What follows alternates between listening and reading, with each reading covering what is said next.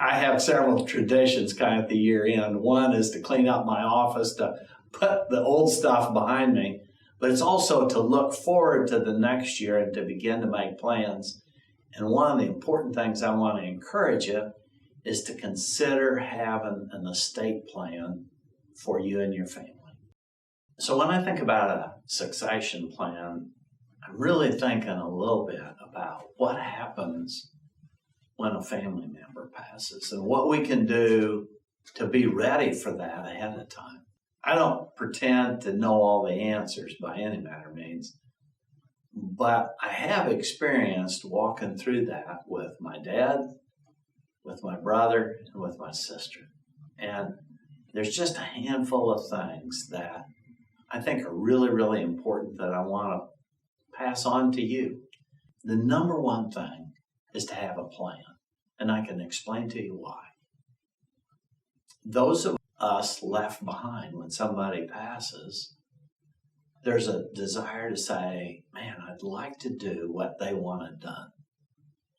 And the easiest way for those loved ones left behind is for you to have taken the time to write it down, write a will, and have it so that that plan is there that they can refer to say, that's what they wanted done. And that may sound a little simple, but I am told that it is a very low percentage of people that pass with a will. And it's not that expensive. It doesn't have to be that complex. But you're doing your loved ones a favor when you take the time to write down what you want done. So that's number one.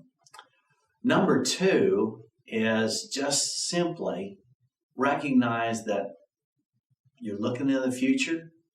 So when you write a will, my dad always said, now boys, you need to update that every 5 years.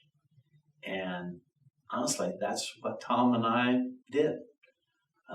Based upon his recommendation. And he's absolutely right. Things change. In 5 years, things change. Your assets have changed. Quite frankly, relationships may have changed. There's a lot changes. Maybe the laws in terms of what you can and can't do to effectively and efficiently pass things from one generation to the next may have changed. So again, encouragement, keep it current and don't have the burden when you're writing it the first time. Think, well, I've got to write this for eternity. Now you're writing it for now, and then 5 years from now you take a look at it and say, does it still say and do what I want it to do? And if not, you simply change it.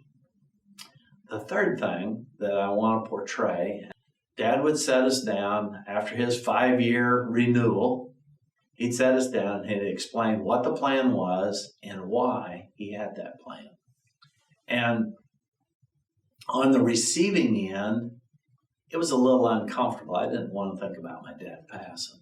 But quite frankly, I understand the value of it. And so now my children have to listen to me go through, here's my plan.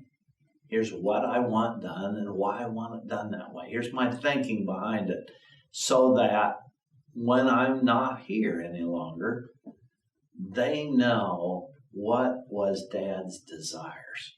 And I just think it makes it easier. It makes it easier for all the family if that's, one, written down, two, if it's updated, and three, if it's kept communicated so people understand the line and the line.